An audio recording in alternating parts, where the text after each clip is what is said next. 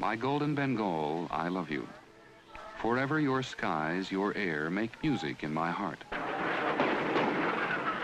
Those words, now the national anthem of Bangladesh, were written by a Bengali poet who died 30 years ago. The country of which he wrote has seen more hate than love in the last year. Today, another man is charged with the job of returning East Bengal to the state in which the poet really imagined it.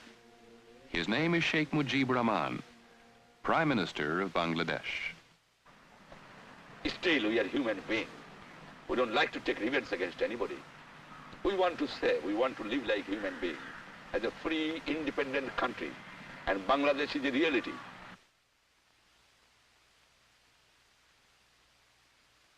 We don't believe in revenge.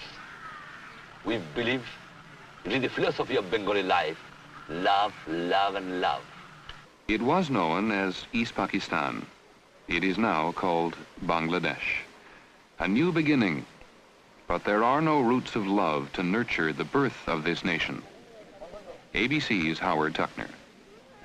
For hundreds of years, this part of the subcontinent has been a human disaster area.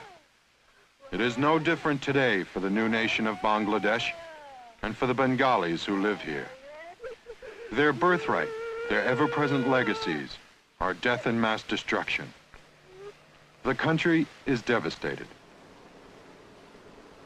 The vital river transportation system is a shambles. The economy is ruined. It is flat, wide open, surrounded by water filled with dung and disease. The new nation has been devastated more times by plagues, cyclones, and typhoons than perhaps any other landmass. The toll has been incredible. 1 million deaths at a time, human beings. And during the gestation of this new nation, in killing, destruction, and savagery, man outdid nature. In the 9 months that the Bengalis fought for their independence from West Pakistan, this is what happened.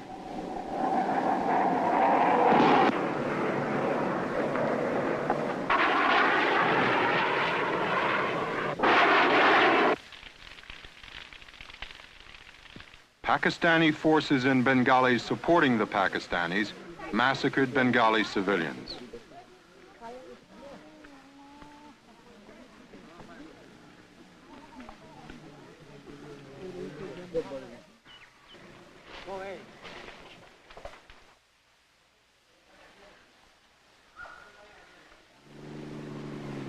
The Indian Army and Air Force came in on the side of the Bengalis in thousands of Milis, rampages that made Mili look like a tea party. Millions of people died here, and a large portion of the world seemed to shut its eyes and its mind to what was happening.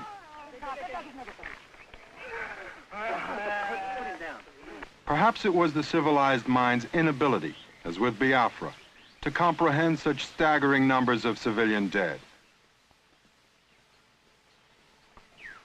Or perhaps it was more simple, that because the massacred were Bengalis and Pakistanis, because they lived in the strange, faraway lands of the Asian subcontinent, perhaps because they were not Caucasian, somehow they were subhumans, and that all this really didn't matter much. Out of this savage, hysterical past, the only possible savior during the early months of this new nation could have been Sheikh Mujibur Rahman. To the emotional Bengalis, he's a man of the people, but no mere mortal. To them, he's a godlike man of the people. They need him desperately. He's their only real hope right now. My people loves me. People have respect me. The people have confidence in me and my party. And I know that so long I am here, my people will continue their support.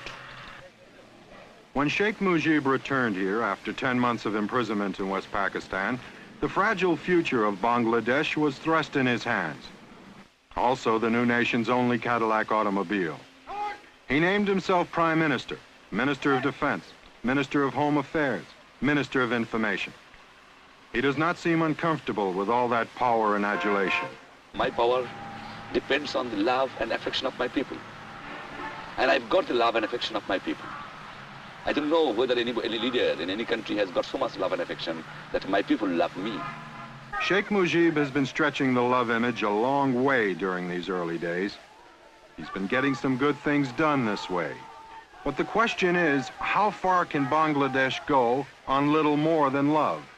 The real danger is that Sheikh Mujib, caught up in all the glory and adulation, truly believes himself that the power of his charisma is enough to solve the immense problems confronting Bangladesh. Though many of the Bengali freedom fighters, the Mukti and Mujib Bahini, have turned in their arms, as directed by Sheikh Mujib, many others like these still hold on to their automatic rifles. One day they may decide that the country is not being run to their liking. They may want to use these weapons again. One of these boys was telling me, we do not have faith in the Bangladesh force, we do not have faith in the police, we do not have faith in the government. It's only we who are the real inheritors of this independence, and it's only we who are the real fighters. Peace may not be that permanent here. Massacres, of course, can take place, whether it's racial, whether it's political, between the right and the left, between one group of political elements and another group of political elements, between different classes, and also between Bengalis and non-Bengalis, or Biharis as we may call them. Biharis, who were suspected of sympathizing with the Pakistanis. 1 million of the minority Biharis still find themselves in Bangladesh. And since the problems are immense, and solution does not come very handy, it's a gigantic task for any government to solve these problems. Convulsions of a political nature will take place year after year. That's my personal belief. Year after year. Year after year. Perhaps Sheikh Mujib's inspiration, his magic, will prevent this. Almost every Bengali government official says the Sheikh has no weakness. They say he's perfect. Almost everybody in Bangladesh says this, and genuinely seems to believe it. Almost everybody, but not Sheikh Mujib's closest confidant, the Minister of Law for Bangladesh, Kamal Hussein. We put this question to him. Now, all men have their weaknesses. What do you think might be Sheikh Mujib's? He cannot be perfect.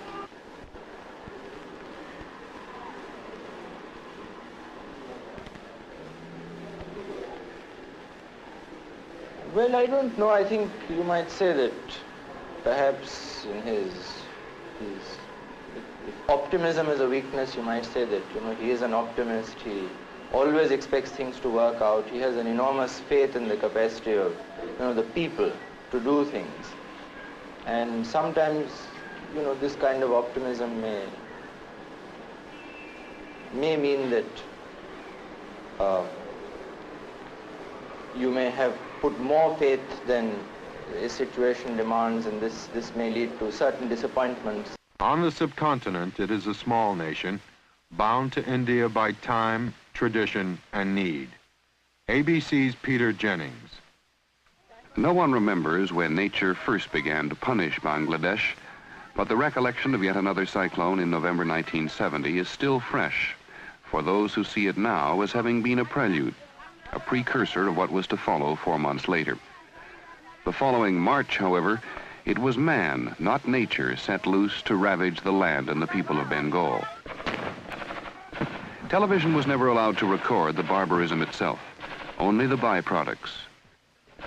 Between 5 and 10 million people fleeing from something we could only see in their faces. The border states of India were soon pockmarked with slums they called refugee camps. This, though it was hard to believe, was better than what they had left behind. For some, it was still not enough. Many escaped death by violence to find only death by disease. All the good intentions of a sympathizing world never did solve the problems of sanitation and overcrowding. Those of them who became guerrillas had fought for many months. The Indian Army had fought officially for 13 days. Then it was over. Bengal was beautiful again. for many, more beautiful than it had ever been before. It is presumptuous and no doubt impossible to attempt judgment of this nation at such an early date, yet this is not a nation just emerging from the drawing board, but a timeless piece of land on which more than 65 million people hope not only to survive, but to prosper. The Indian government had spent $450 million on their care. The sooner they left, the sooner India would lighten the present burden on her shoulders. Not all actually want to return. For many, the camps had seemed secure. There is a gnawing uncertainty about what life at home would hold. One anticipated problem has not developed. There is not the mass starvation that had been predicted. Barring new natural disasters and given a reasonable amount of immediate aid, widespread famine will not occur. People return from India with 2 weeks' food, and on the land itself, small farms began to function again. Life is simple here and more easily resumed. In some parts of the country, the war prevented spring planting, but Bengalis for generations have tailored their consumption when shortages occurred, and this year they will do the same. Because I have to arrange food for my people first, and there I have to give them houses because everything has been burnt. I have to restore communication system. I have to arrange the employment of my people. That is serious problems I am facing. If production increases and the population can be controlled, the people of Bangladesh can eventually feed themselves. It is not enough, however, just to feed yourself, nor is it enough to dwell on the past, for the future in Bangladesh is rushing in unchecked, and the list of priorities seems endless. More than 400 bridges have been destroyed. Their repair means material and money, which for the moment does not exist. Bangladesh from the air often appears more water than land. The rivers are like roads, and it is on them now that the country must rely more heavily than ever. But even here, there are problems. Unused for months, many have silted up. Large cargo boats move only in limited areas. The small, now famous country boat can only carry so much. In the country's 2 major ports, the situation is similar. Ships sunk during the war blocked the main channels. The mines have been cleared, but until now, no international shipping has ventured in. No shipping, no aid, no export of goods which Bangladesh must sell to earn foreign exchange. Chittagong is a stark example of Bangladesh's long-term problem, for even if the port were ready to run, it is doubtful if it could function fully. The skilled jobs here, as with transportation, as with industry, were handled by non-Bengalis. They were from West Pakistan, or they were the now hated Biharis. Having chosen the side of the Pakistan army, they are no longer welcome. Sheikh Mujib maintains with angry naivete that if his people can fight a war, they can run a country. The reality of running a crane or piloting a ship has not yet seeped through the national euphoria. It is still a matter of guesswork how much jute can be produced or how much the world will need. It is not guessing to know that without its earning power, the need for aid will increase. Even so, Sheikh Mujib talks his country's potential. I have a very good exportable commodities like jute, like tea, like hygiene schemes, fish. I have forest goods. I can export many things. I can earn huge amount of foreign exchange. But these people have destroyed. I have to reorganize it and start working for that. The Russians have promised massive aid, and so have the Indians. But Indian economists shudder at the figures. $2 billion annually for 5 years, they guess, must come from a country with shortages of its own. Yet more than any other country, it is India which must ensure the viability of the new and partly Indian-created neighbor. 2 billion, 5 billion, 10. With Bangladesh barely a month old, the figures for the future are as unreliable as those for the past. No one really knows how many refugees, how many dead, how many raped. Nor do they know what they need for the future, only that they need. What is evident is that the country is bankrupt in everything but spirit, and the spirit, for the moment at least, seems to make everything possible. I'll be able to do it because my people who can give their life for their liberation, they will cooperate. And people cooperation is the most important thing. And you have seen that everybody in this country is cooperating with me. The economic stability for these people is the only thing that can guarantee their political stability. Without it, they risk anarchy, a new convulsion to shatter the subcontinent and send these people like tumbleweed, drifting into oblivion again. The United States was not the only superpower that found itself backing the losing side, morally and militarily, in the war that led to the creation of Bangladesh. Peking also had given its support to Pakistan, and like Washington, may have found itself frozen to its course when the Soviet Union signed a treaty of friendship with India last summer.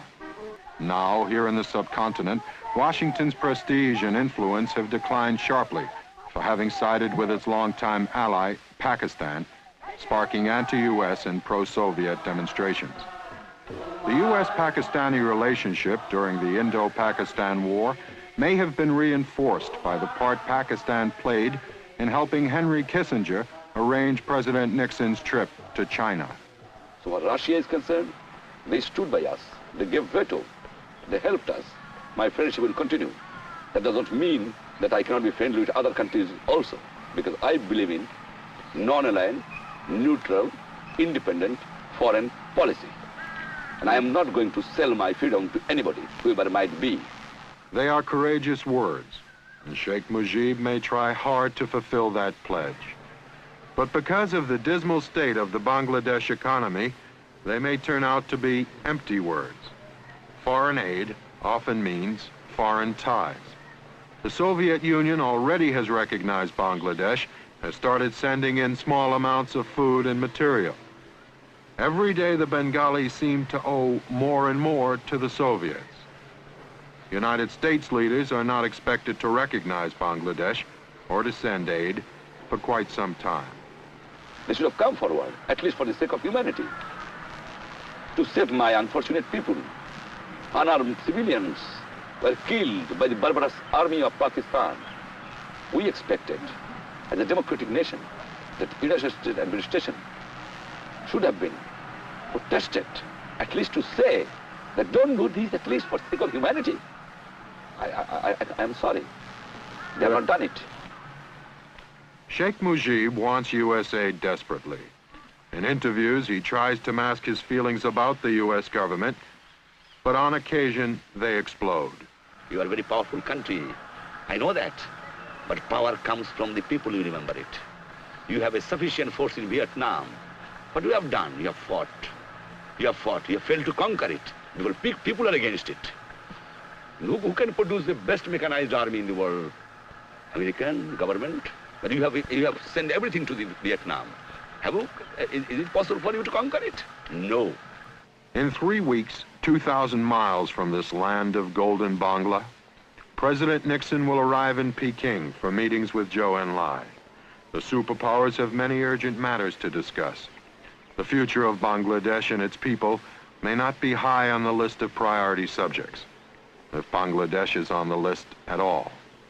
And when the Peking meetings end, they will still be here, waiting for the next cyclone, the next typhoon, the next massacre, and the next day of hope.